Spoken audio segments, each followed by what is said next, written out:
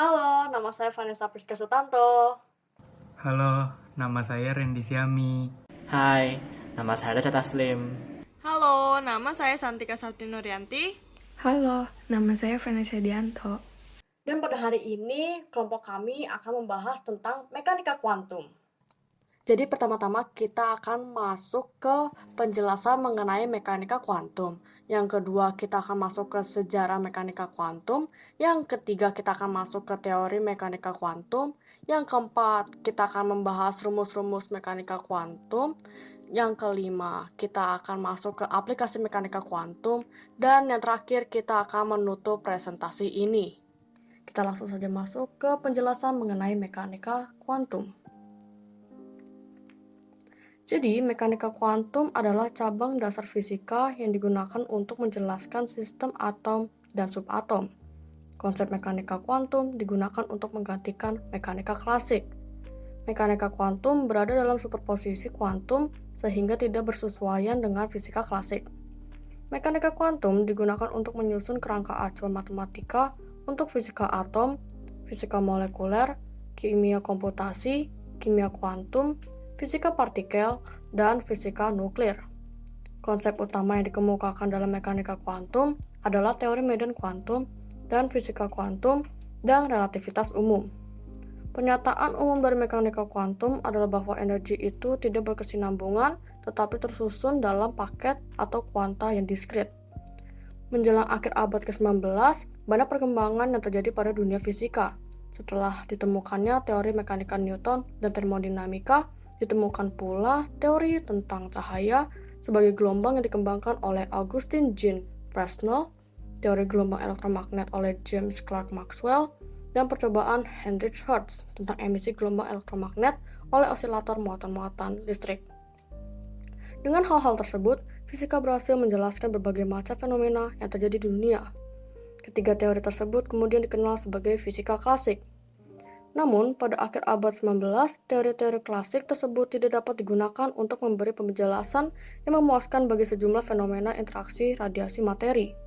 Beberapa contoh fenomena yang tak terungkapkan dengan fisika klasik antara lain adalah yang pertama radiasi benda hitam, yang kedua efek fotolistrik, yang ketiga spektrum atom hidrogen, dan yang keempat panas jenis zat padat. Fenomena-fenomena ini baru dapat dijelaskan pada awal abad ke-20 yang merupakan awal era fisika modern, diawali oleh teori Planck. Era fisika modern sendiri ditandai dengan penemuan teori fisika atau teori relativitas dan teori kuantum, yang mampu menjawab fenomena-fenomena yang sebelumnya tidak dapat dijelaskan oleh teori fisika klasik. Fisika adalah salah satu cabang ilmu pengetahuan yang memiliki kontribusi paling signifikan bagi peradaban manusia. Salah satu karakter penting fisika, khususnya fisika teori, adalah kemampuannya dalam melakukan prediksi terhadap kelakuan sebuah sistem. Fisika mampu memahami dan memberikan deskripsi atas fenomena yang diperlihatkan oleh sistem itu. Contohnya adalah fisika kuantum atau teori kuantum. Salah satu teori mengenai kuantum adalah teori Planck yang berbunyi, radiasi yang dipancarkan oleh getaran molekul-molekul tidak kontinu, tetapi dalam paket-paket energi diskret yang disebut kuantum atau foton. Terdapat kutipan dari Profesor Husin Alatas, Guru Besar Fakultas Matematika dan IPA Institut Pertanian Bogor. Kontribusi lainnya adalah di bidang fisika kuantum, yang menawarkan konsep kuantum cahaya yang lazim disebut foton dalam menjelaskan eksperimen efek fotolistrik. Temuan ini membawa manusia pada era teknologi digital saat ini. Nah, sekarang saya Santika akan membahas tentang sejarah mekanika kuantum.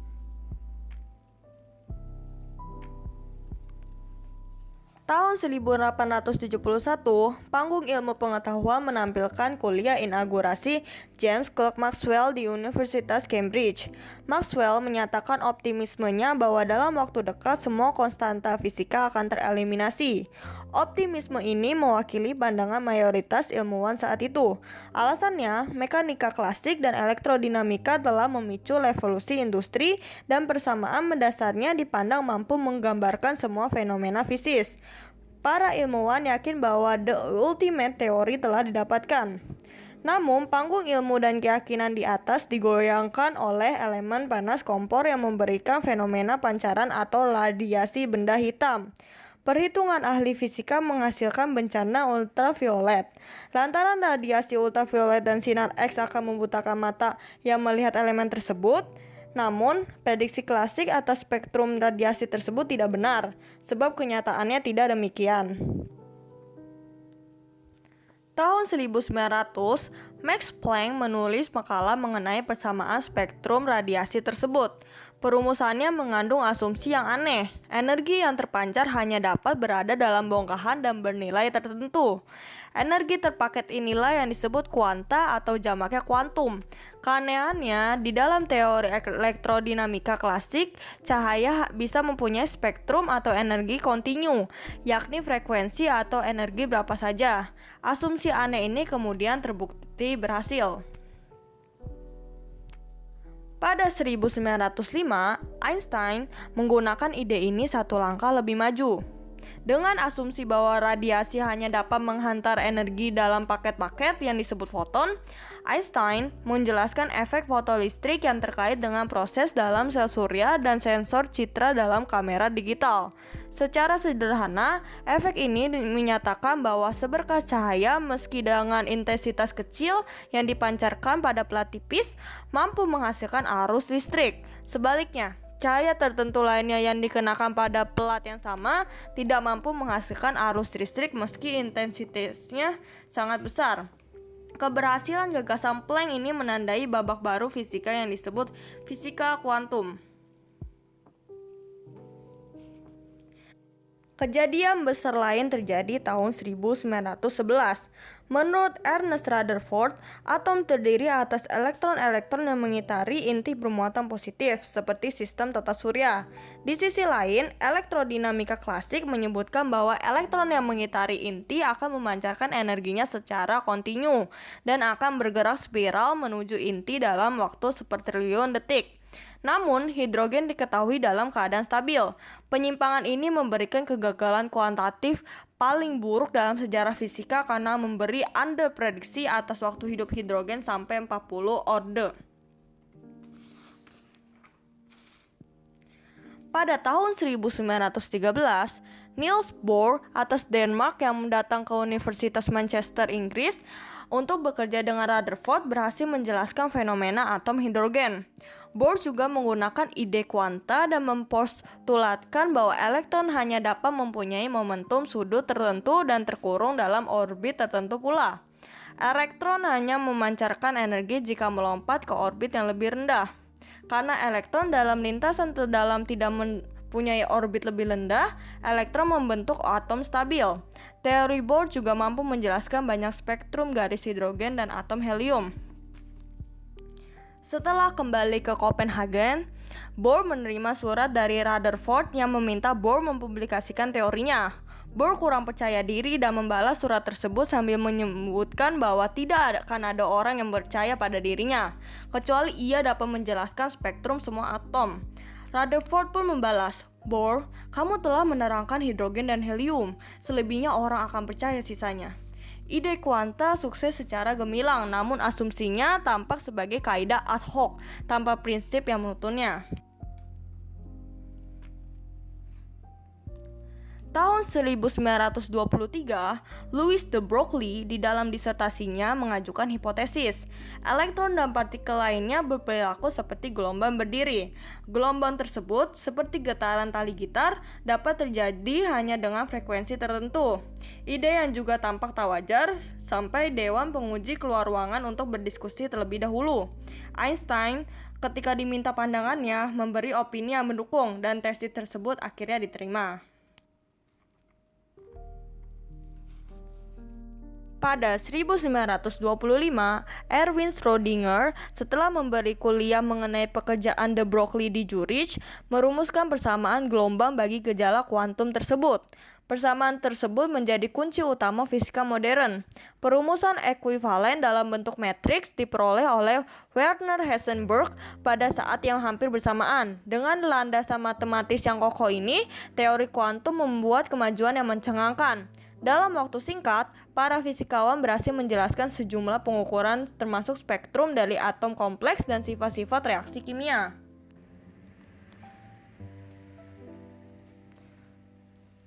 Tahun 1926, Max Born menafsirkan fungsi gelombang dalam suku probabilitas.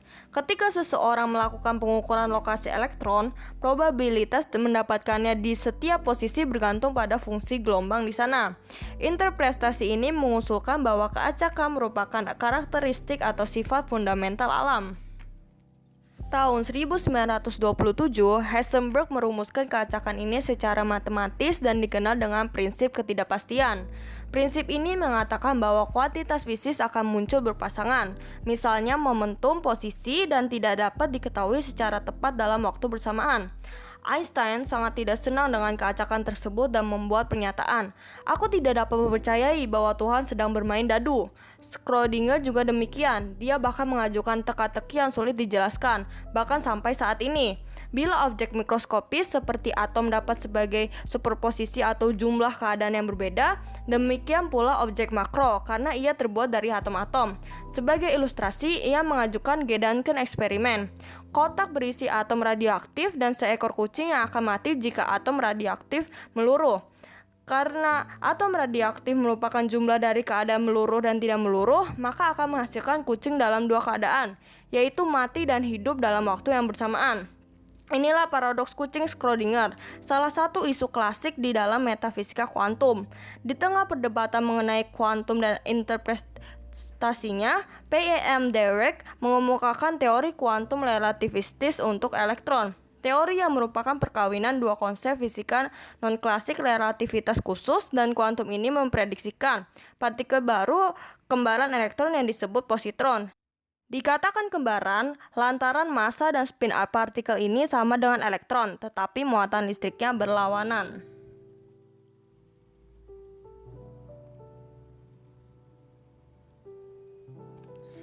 Prediksi yang sempat mengundang ejekan ini akhirnya terbukti benar ketika C.D. Anderson pada 1932 menemukan partikel tersebut. Penemuan ini kemudian mengilhami gagasan pasangan partikel-antipartikel atau materi-antimateri, yakni setiap partikel di alam semesta mempunyai antipartikelnya. Bila materi bertemu antimateri, keduanya akan musnah dan berubah menjadi foton. Astronot Neil Armstrong kembali ke bumi tanpa bagian tubuh yang hilang merupakan indikasi bahwa bulan pun didominasi materi ketimbang antimateri. Kenyataan bahwa jumlah materi lebih banyak dari antimaterinya melahirkan konsep bariogenesis, kelahiran asimetri partikel-antipartikel dari jagat raya awal simetrik. Episode demi episode drama kuantum berlangsung kian menarik dan makin seru.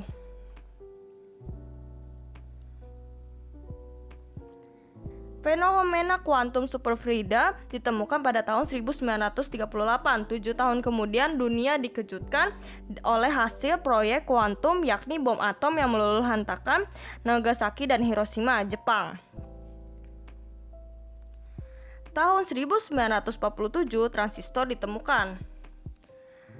Tahun 1948 teori elektrodinamika kuantum dirumuskan.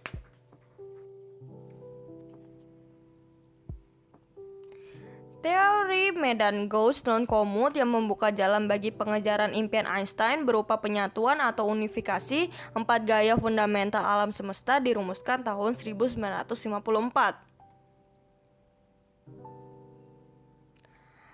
Laser yang mempunyai aplikasi luas ditemukan tahun 1960. 13 tahun kemudian scan resonan magnetik hadir di dunia praktis, sedangkan dunia teori kehadiran teori elektron lemah. Tahun 1975, partikel atau anggota keluarga partikel dalam teori elektron lemah ditemukan. Sedangkan pembawa interaksinya yakni partikel W ditemukan tahun 1983. Bahan pengantar listrik tanpa resistensi yang disebut superkonduktor pertama kali diamati tahun 1911. Fenomena ini terjadi pada temperatur mendekati 0 Kelvin. Fenomena sama terjadi pada temperatur tinggi diamati tahun 1987. Tahun 1993 lahir teori teleportasi kuantum, pengiriman materi yang dibawa dalam bentuk gelombangnya dari satu tempat ke tempat lain dalam sekejap, gagasan yang telah banyak dimanfaatkan oleh film-film. Quantum Leap adalah contoh film seri dengan ide kuantum yang pernah ditayangkan di layar kaca 10 tahun lalu. Tahun 1995, Quackthop terdeteksi. Tahun 1998, neutrino bermassa dikukuhkan di lab Super Kamiokande, Jepang. Komputasi kuantum merupakan bidang baru yang juga sedang semarak. Saat ini diestimasikan sekitar 30% GDP AS didasarkan pada temuan dari mekanika kuantum. Sejak semikonduktor di dalam chip komputer sampai laser dalam CD player, pencitraan resonan magnetik di rumah sakit dan banyak lagi lainnya. Ketika masih menjadi presiden, Bill Clinton mendeklarasikan proyek rekayasa skala nano, yaitu rekayasa material dalam skala atomik sebagai proyek utama Amerika Serikat sampai tahun 2020. Teori kuantum ini masih diteliti sampai sekarang dan masih menjadi salah satu topik paling diminati oleh fisikawan. Begitulah presentasi tentang sejarah dari kuantum. Selanjutnya adalah fenomena kuantum yang akan dijelaskan oleh Vanessa Dianto. Fenomena kuantum. Fenomena kuantum terbagi menjadi 3 bagian. Yang pertama, radiasi benda hitam. Yang kedua, dualisme cahaya. Yang ketiga, bencana ultraviolet. Radiasi benda hitam. Setiap benda panas termasuk tubuh kita akan memancarkan radiasi panas. Akan tetapi, umumnya benda terlihat oleh kita karena benda tersebut memantulkan cahaya yang menuju ke mata, bukan karena benda tersebut memancarkan radiasi panas. Benda baru terlihat meradiasikan panas jika suhunya melebihi 1000 Kelvin atau 730 derajat Celcius. Pada suhu ini, benda mulai berpijar merah seperti kumparan pemanas sebuah kompor listrik. Pada suhu di atas 1500 Kelvin, benda berpijar kuning atau keputih-putihan seperti besi berpijar putih atau pijar putih dari filamen lampu pijar. Begitu suhu benda terus ditingkatkan, intensitas relatif dari spektrum cahaya yang dipancarkannya berubah. Ini menyebabkan pergeseran dalam warna-warna spektrum yang diamati yang dapat digunakan untuk menaksir suhu suatu benda. Secara umum, bentuk terinci dari spektrum radiasi panas yang dipancarkan oleh suatu benda panas bergantung pada komposisi benda itu. Meskipun demikian, hasil eksperimen menunjukkan bahwa ada satu kelas benda panas yang memancarkan spektra panas dan karakter yang universal. Benda ini adalah benda hitam atau black body. Benda hitam merupakan benda yang permukaannya sedemikian sehingga menyerap semua radiasi yang datang padanya.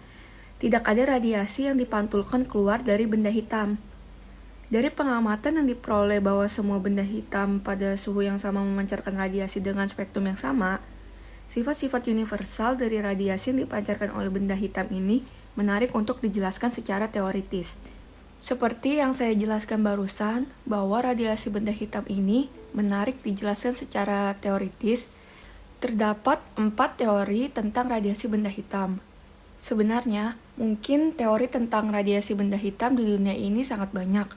Tetapi yang saya tahu terkenal dan sudah dibuktikan hanya ada 4. Saya akan menjelaskan apa saja 4 teori radiasi benda hitam. Yang pertama, hukum Stefan dan Boltzmann. Joseph Stefan dan Ludwig Boltzmann telah melakukan pengukuran laju energi kalor radiasi yang dipancarkan oleh permukaan suatu benda.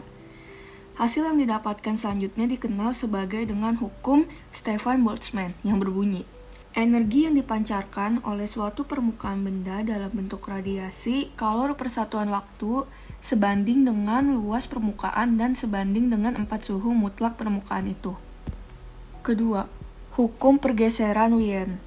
Jika sebuah benda hitam dipanaskan, maka benda itu suhunya akan naik dan warnanya akan berubah dari merah tua bergeser ke arah sinar putih. Pergeseran warna benda tersebut menunjukkan bahwa pancaran energi radiasi semakin tinggi suhunya, semakin besar frekuensi gelombang elektromagnetik yang dipancarkan benda tersebut dan semakin lengkap gelombang elektromagnetik yang dipancarkan. Pada pengukuran itu, Wilhelm Wien menemukan adanya pergeseran panjang gelombang maksimum saat suhu benda hitam berubah. Kenaikan suhu benda hitam menyebabkan panjang gelombang maksimum yang dipancarkan benda akan mengecil. Ketiga, teori klasik. Masalah besar yang menarik dan belum terpecahkan oleh para fisikawan di akhir abad 19 adalah penjelasan ilmiah mengenai radiasi benda hitam dan pergeseran Wien. Ada dua teori klasik yang mencoba menjelaskan spektrum radiasi benda hitam, yaitu teori Wien dan teori Rayleigh-Jeans. Teori Wien mengatakan bahwa hubungan antara intensitas radiasi dengan panjang gelombang menggunakan analogi antara radiasi dalam ruangan dan distribusi kelajuan molekul gas. Namun, teori dari Wien tersebut hanya mampu menjelaskan radiasi benda hitam pada daerah panjang gelombang pendek. Teori Wien tidak cocok untuk daerah panjang gelombang panjang. Sedangkan di satu sisi, teori Rayleigh-Jeans menyatakan hubungan antara intensitas dan panjang gelombang radiasi dengan menggunakan penurunan dari teori klasik murni. Persamaan ini ternyata dapat menjelaskan radiasi benda hitam pada daerah panjang gelombang panjang, tetapi gagal untuk menjelaskan pada daerah panjang gelombang pendek. Keempat, teori Planck. Akhirnya penjelasan yang dikemukakan oleh Max Planck sesuai dengan hasil spektrum radiasi benda hitam. Pada akhir tahun 1900, Max Planck mengemukakan pendapatnya yang sangat radikal, karena apa yang dikemukakan Planck sangat bertentangan dengan pendapat saat itu. Menurut Planck, energi radiasi benda hitam dipancarkan tidak secara kontinu, tetapi secara diskontinu, yaitu pancaran radiasi benda hitam dipancarkan dalam bentuk paket-paket energi yang disebut kuanta atau kemudian lebih dikenal dengan sebutan foton. Dualisme cahaya. Ada dua pandangan fisikawan tentang cahaya. Pandangan pertama yang dipelopori oleh Newton menganggap cahaya sebagai partikel, dan pandangan kedua yang dimulai oleh Huygens yang menganggap cahaya sebagai gelombang. Perlu kita ketahui, ciri utama partikel ditunjukkan oleh momentumnya, sedangkan ciri utama gelombang ditunjukkan oleh panjang gelombangnya. Perbedaan yang paling utama dari keduanya adalah bahwa partikel dapat dilokalisasi, sedangkan gelombang lebih menyebar dan menempati posisi ruang yang relatif dan besar. Dalam fisika klasik, pandangan kedua yang menganggap cahaya sebagai gelombang memperoleh dukungan luas. Adapun pandangan pertama yang menganggap cahaya sebagai partikel ditinggalkan. Hal ini karena pandangan kedua didukung oleh berbagai bukti eksperimen. Pertama, efek fotolistrik. Efek fotolistrik ialah gejala terlepasnya elektron dari permukaan logam saat dijatuhi gelombang elektromagnetik. Menurut Einstein, elektron-elektron pada permukaan gelombang menyerap energi gelombang elektromagnetik yang memiliki energi ikat sebesar HFO dan elektron yang keluar berenergi. Kedua, efek Compton.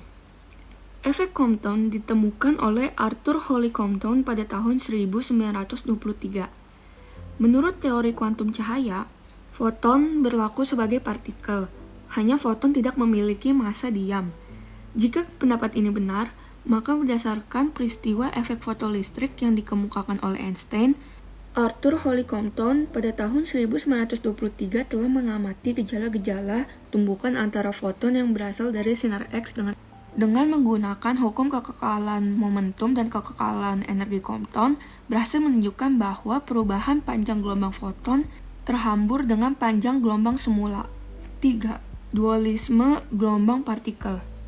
Pada tahun 1924, seorang fisikawan asal Prancis, Louis de Broglie, menyatakan hipotesisnya tentang dualisme gelombang partikel.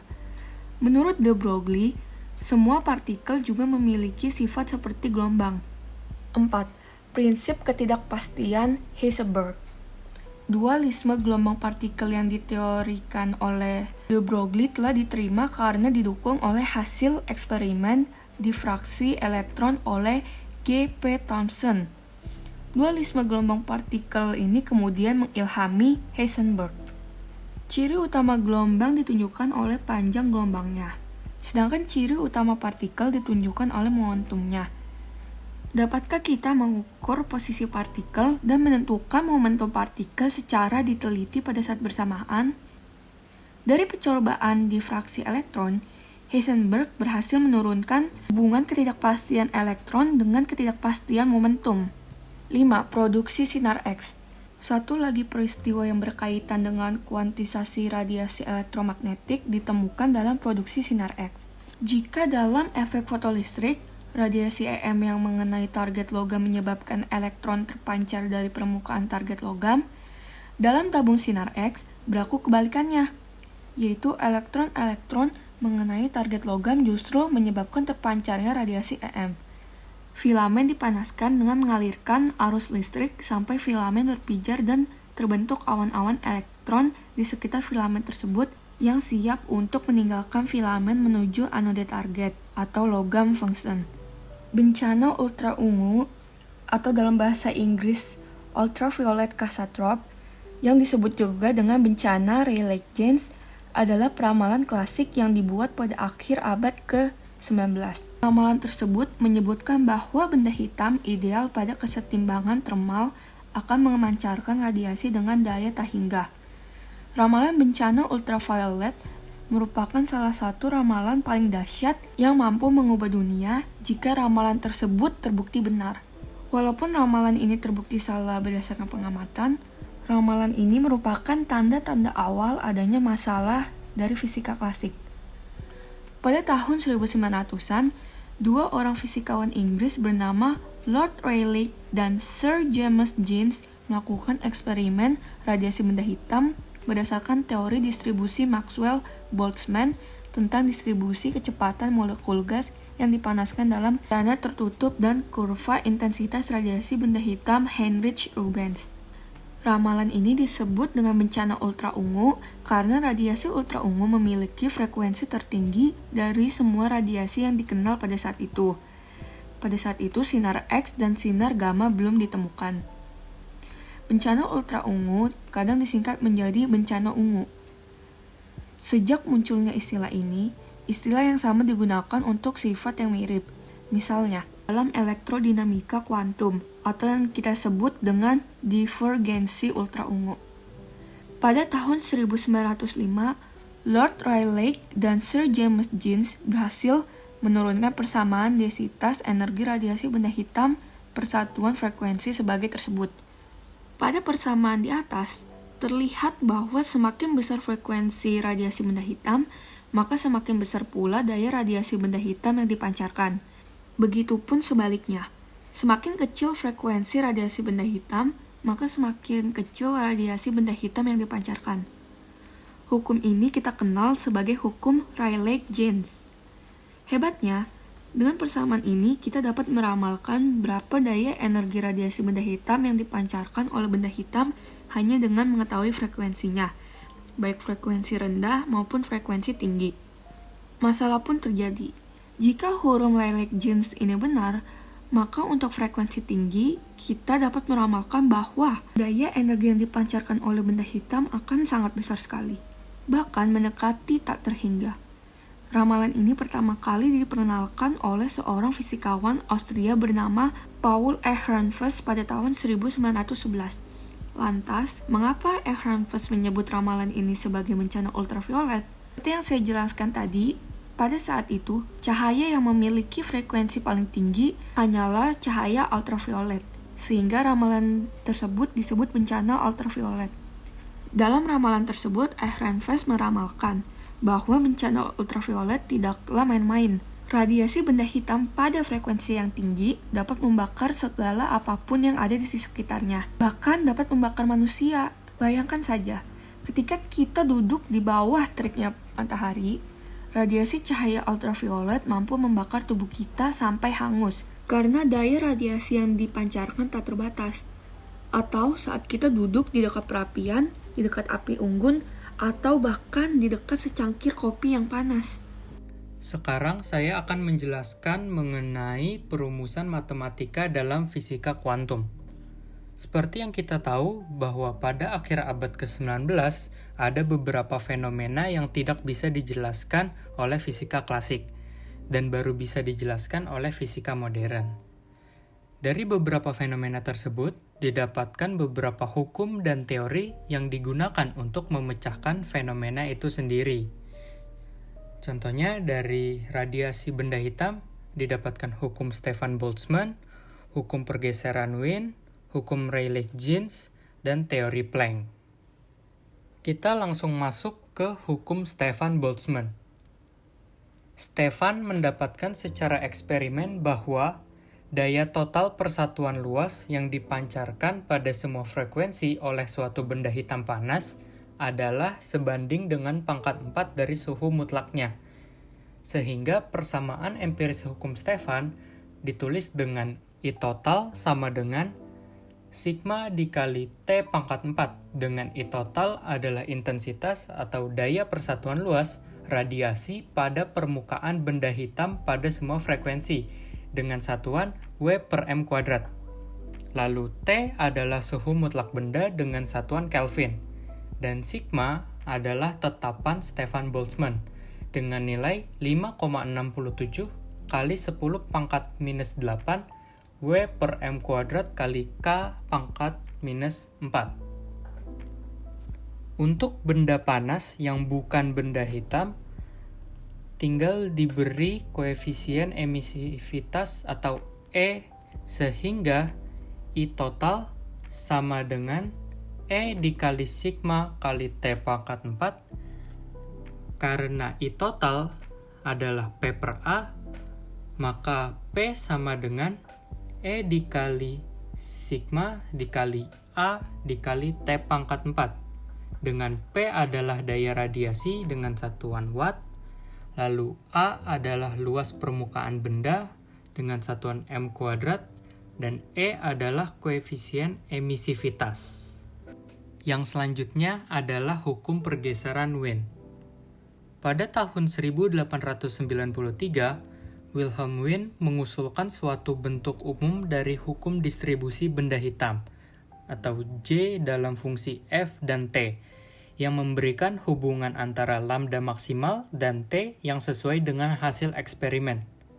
Hubungan ini disebut sebagai hukum pergeseran Wien dan ditulis dengan lambda maksimal kali T sama dengan C sama dengan 2,9 kali 10 pangkat minus 3 meter Kelvin. Dengan lambda maksimal adalah panjang gelombang yang berhubungan dengan intensitas radiasi maksimum benda hitam, yang satuannya adalah meter. Lalu T adalah suhu mutlak dari permukaan benda yang memancarkan radiasi, dan satuannya adalah Kelvin.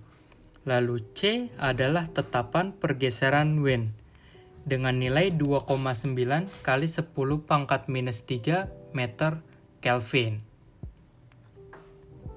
Yang selanjutnya adalah hukum Rayleigh-Jeans.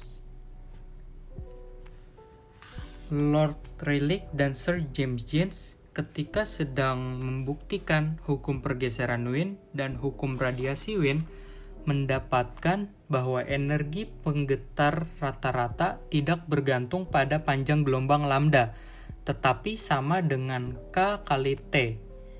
Akhirnya, mereka memperoleh kerapatan energi per panjang gelombang yang disimbolkan dengan U dalam fungsi lambda dan T adalah 8pi kali K kali T kali lambda pangkat minus 4, dengan K adalah tetapan Boltzmann. Nah, persamaan tersebut dikenal sebagai hukum Rayleigh-Jeans. Lalu yang keempat adalah teori Planck. Teori Wien cocok dengan spektrum radiasi benda hitam untuk panjang gelombang yang pendek dan menyimpang untuk panjang gelombang yang panjang. Sebaliknya, teori Rayleigh-Jeans cocok untuk spektrum radiasi benda hitam untuk panjang gelombang yang panjang dan menyimpang untuk panjang gelombang yang pendek. Jelas bahwa fisika klasik gagal menjelaskan radiasi benda hitam. Planck mengemukakan gagasan baru yang radikal dan bertentangan dengan fisika klasik, dengan menyatakan bahwa energi radiasi benda hitam adalah terkuantitasi atau diskret. Menurut Planck, radiasi yang dipancarkan oleh getaran molekul-molekul tidak kontinu, tetapi dalam paket-paket energi diskret yang disebut kuantum atau foton. Besar energi yang berkaitan dengan tiap foton adalah E sama dengan H kali F, sehingga untuk N foton, energinya dinyatakan sebagai En sama dengan N dikali HF. Berdasarkan teori kuantum tersebut, Planck dapat menyatukan hukum radiasi Wien dan hukum radiasi Rayleigh-Jeans, dan menyatakan radiasi benda hitamnya yang akan berlaku untuk semua panjang gelombang. Hukum radiasi Planck adalah U dalam fungsi lambda dan T sama dengan 8pi kali H kali C kali lambda pangkat minus 5 per H kali C per E pangkat lambda kali K kali T minus 1. Dengan H adalah tetapan Planck yang nilainya 6,6 kali 10 pangkat minus 34 Joule second, lalu C adalah cepat rambat cahaya dengan nilai 3 kali 10 pangkat minus 23 meter per second. K adalah tetapan Boltzmann yang nilainya 1,38 kali 10 pangkat minus 23 Joule per Kelvin, dan T adalah suhu mutlak benda hitam yang satuannya Kelvin. Pernyataan radikal ini menandai lahirnya teori kuantum, teori fisika yang sebelum tahun 1900 disebut sebagai fisika klasik, sedangkan teori fisika setelah tahun 1900 yang diawali oleh teori Planck disebut sebagai fisika modern. Nah, kalau tadi itu dari fenomena radiasi benda hitam, yang sekarang ini dari fenomena dualisme cahaya. Dari fenomena ini didapatkan juga beberapa rumus yang digunakan untuk memecahkan fenomena itu sendiri. Yang pertama ada dari percobaan efek fotolistrik, lalu kedua penjelasan efek fotolistrik menurut Einstein, yang ketiga itu efek Compton, keempat dualisme gelombang partikel, dan yang kelima prinsip ketidakpastian Heisenberg. Kita langsung masuk ke percobaan efek fotolistrik.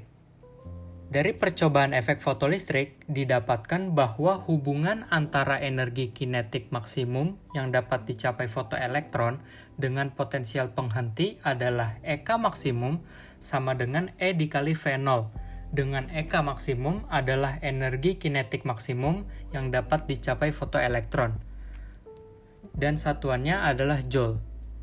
Lalu V0 adalah potensial penghenti yang satuannya volt, dan E adalah muatan elektron dengan nilai 1,6 kali 10 pangkat minus 19 C. Yang selanjutnya adalah penjelasan efek fotolistrik menurut Einstein. Seperti halnya spektrum energi radiasi benda hitam, teori gelombang cahaya fisika klasik juga gagal menjelaskan efek fotolistrik. Dengan memandang cahaya sebagai partikel dan menggunakan teori kuantum Planck, Albert Einstein, ahli fisika teori Jerman, pada tahun 1905 berhasil menjelaskan efek fotolistrik secara memuaskan.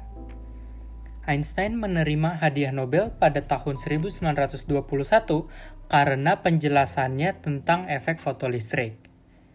Einstein menyatakan bahwa dalam interaksi antara foton cahaya dan elektron di dalam logam, sifat partikel cahayalah yang berperan. Terjadi tumbukan antara foton cahaya dengan elektron ibarat tumbukan antara dua bola biliar. Hanya saja setelah tumbukan, foton memusnahkan diri dengan menyerahkan seluruh energinya kepada elektron tertumbuk. Sebagian dari energi yang diterima elektron akan meningkatkan energi total elektron sehingga dapat mengatasi energi ambang atau energi ikat yang disimbolkan dengan W0, sisanya menjadi energi kinetik atau EK maksimum setelah elektron membebaskan diri dari permukaan logam. Karena energi foton cahaya atau E sama dengan HF dan energi ambang atau W0 sama dengan HF0, maka menurut Einstein, energi kinetik maksimum elektron foto EK maksimum dapat dinyatakan dengan persamaan berikut. yaitu E sama dengan W0 plus EK maksimum, atau EK maksimum sama dengan E minus W0. Karena EK maksimum adalah setengah mv kuadrat, lalu E adalah H dikali F, dan W0 adalah H dikali F0, maka EK maksimum sama dengan E minus W0 adalah setengah mv kuadrat sama dengan H dikali F minus H dikali F0. Dengan M adalah massa elektron dengan nilai 9,11 dikali 10 pangkat minus 31 kg, dan V sama dengan kelajuan elektron saat keluar dari permukaan logam, dan satuannya meter per second. Yang selanjutnya adalah efek Compton. Momentum sebuah foton merupakan suatu besaran yang dapat diukur secara langsung dengan cara menumbuhkan foton ke sebuah partikel.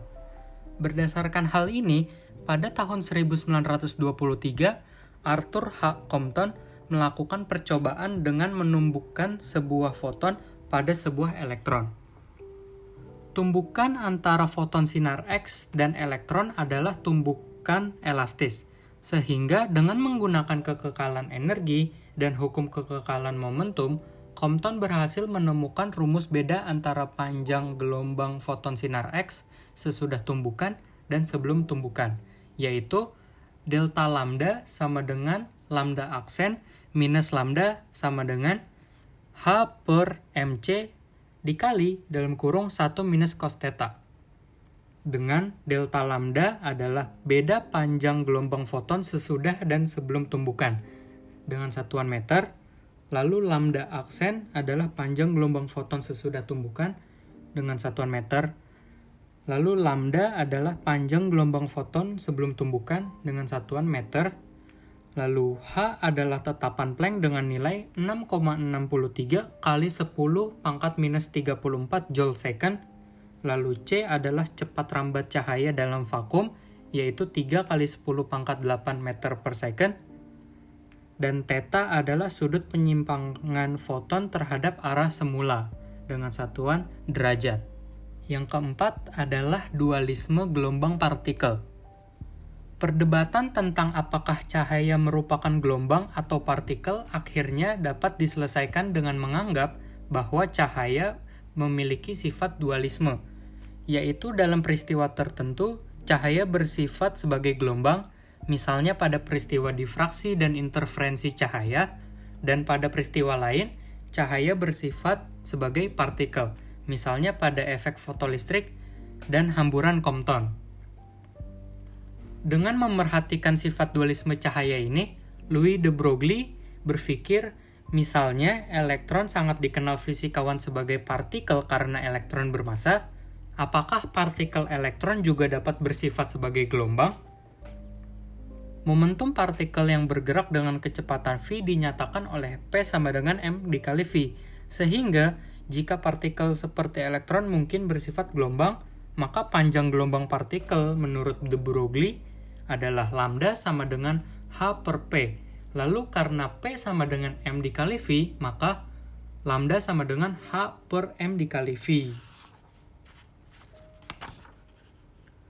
Dalam percobaan difraksi elektron dipercepat oleh tegangan pemercepat V. Tegangan pemercepat V memberikan energi potensial listrik E dikali V pada elektron, sehingga diperoleh E sama dengan 1,6 kali 10 pangkat minus 19 coulomb. Energi potensial EV diubah menjadi energi kinetik elektron sehingga diperoleh V kecepatan sama dengan akar 2 dikali E V tegangan per M. Sehingga lambda adalah H per akar 2 kali M kali E dikali V tegangan. Dengan lambda adalah panjang gelombang partikel yang bergerak atau panjang gelombang de Broglie, yang satuannya meter. Lalu H adalah tetapan Planck yang nilainya 6,63 kali 10 pangkat minus 34 joule second. Lalu M adalah massa diam partikel yang satuannya kilogram. Lalu V adalah laju partikel yang satuannya M per second. Lalu E adalah muatan elektron dengan nilai 1,6 kali 10 pangkat minus 19 kolom, dan V adalah tegangan dipercepat, yang satuannya volt. Dan yang terakhir adalah prinsip ketidakpastian Heisenberg. Dari percobaan difraksi elektron, Heisenberg berhasil menurunkan hubungan ketidakpastian elektron atau delta X dengan ketidakpastian momentum atau delta P dalam arah X, yaitu dengan persamaan delta X dikali delta P sama dengan H/2pi. Dalam banyak situasi, ada kontribusi tambahan terhadap ketidakpastian yang dihasilkan dari eksperimen atau kesalahan pengukuran.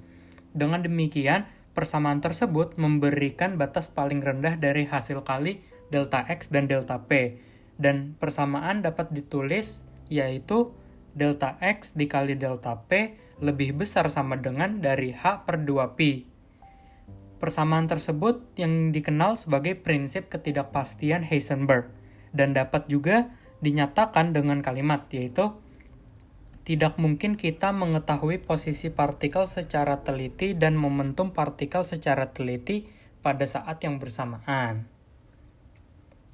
Ide yang sama yang memberikan persamaan atau prinsip ketidakpastian Heisenberg juga dapat digunakan untuk menurunkan hubungan ketidakpastian energi partikel atau delta E dan selang waktu atau delta T, di mana energi diukur atau dibangkitkan.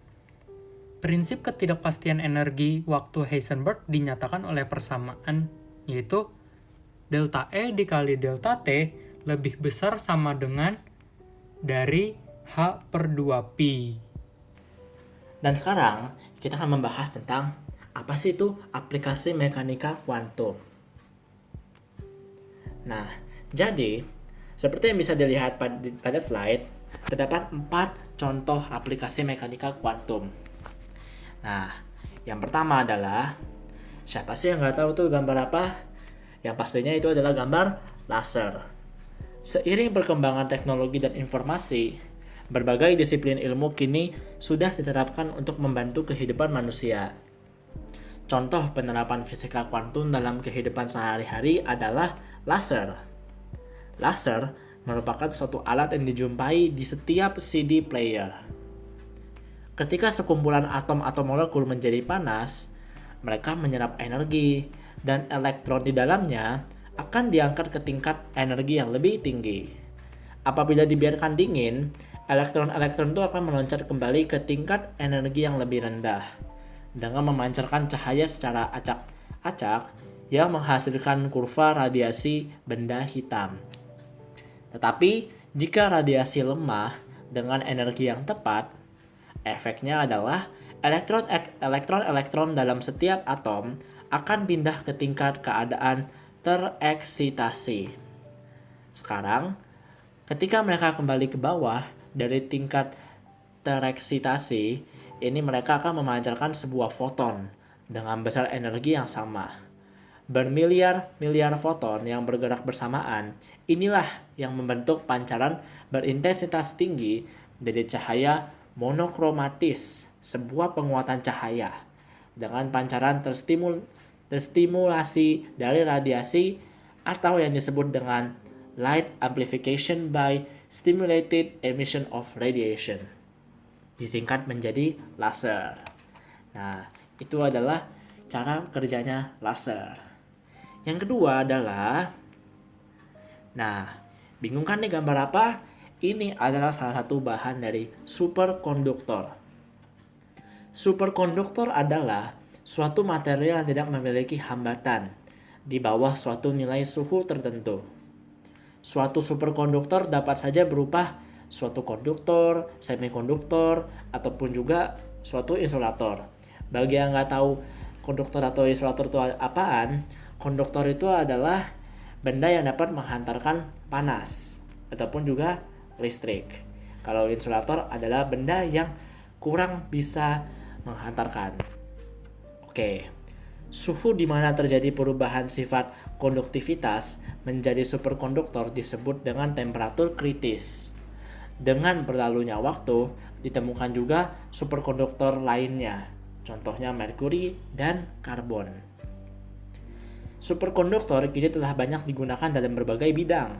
Penggunaan superkonduktor di bidang transportasi memanfaatkan efek Meissner, yaitu pengangkatan magnet oleh superkonduktor. Hal ini sudah diterapkan pada kereta api super cepat di Jepang yang diberi nama Yamanashi MLX-01 Maglev Train. Kereta api ini bisa melayang di atas magnet superkonduktor. Dengan melayang, maka gesekan antara roda dengan rel dapat dihilangkan, dan akibatnya kereta dapat berjalan dengan sangat cepat. Dengan kecepatan 343 mph atau sekitar 550 km per jam. Wow, sangat cepat ya. Penggunaan superkonduktor juga sangat luas di bidang listrik.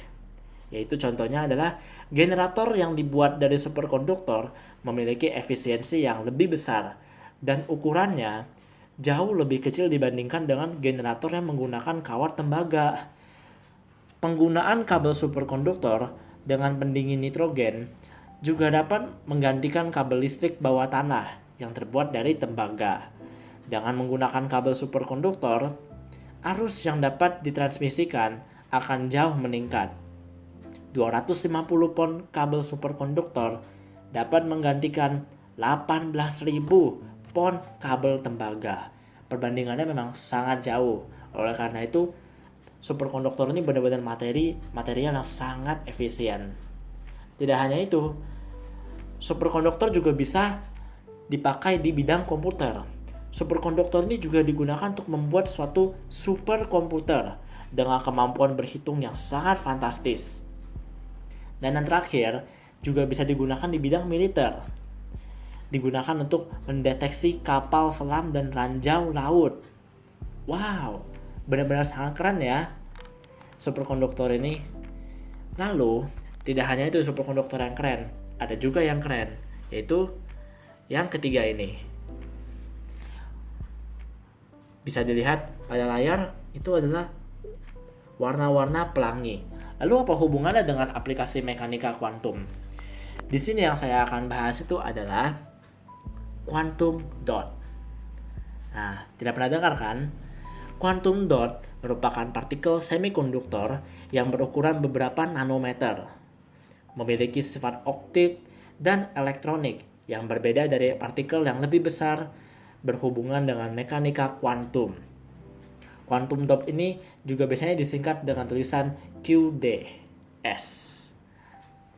Nah, quantum dot ini ketika disinari cahaya UV atau ultraviolet, sebuah elektron dalamnya dapat tereksitasi keadaan energi yang lebih besar. Dalam masalah semikonduktor quantum dots, proses tersebut bersesuaian dengan transisi elektron dari pita valensi ke pita konduksi. Elektron yang tereksitasi dapat jatuh kembali ke pita valensi sambil melepaskan energi dengan mengemisikan cahaya. Warna emisi cahaya bergantung pada band gap antara pita konduksi dan pita valensi. Nah, lalu apa hubungannya sih quantum dot sama aplikasi mekanika kuantum? Nah, quantum dot ini biasanya digunakan untuk membuat LED. Nah, LED ini apa sih kepanjangannya? LED ini kepanjangannya adalah Light Emitting Diode Quantum Dots. Ini biasanya tuh LED itu adalah layar kaca yang biasanya digunakan untuk TV ataupun juga layar pada komputer. Nah, lalu kenapa sih nggak pakai LCD aja? Kan dulu kan pakainya LCD, namun sekarang sudah kebanyakan digantikan oleh LED. Nah, keuntungan dari LED ini dibandingin dengan LCD adalah dia adalah lebih tahan lama dan konsumsi energinya lebih rendah. LED ini juga kalau digunakan pada lampu dapat menurunkan hingga 50% konsumsi penggunaan listrik. Lalu, salah satu keuntungannya lagi adalah jika digunakan pada layar TV ataupun juga layar komputer dapat menghasilkan gambar yang berkualitas tinggi dibandingkan LCD konvensional yang masih menggunakan konsep pixel.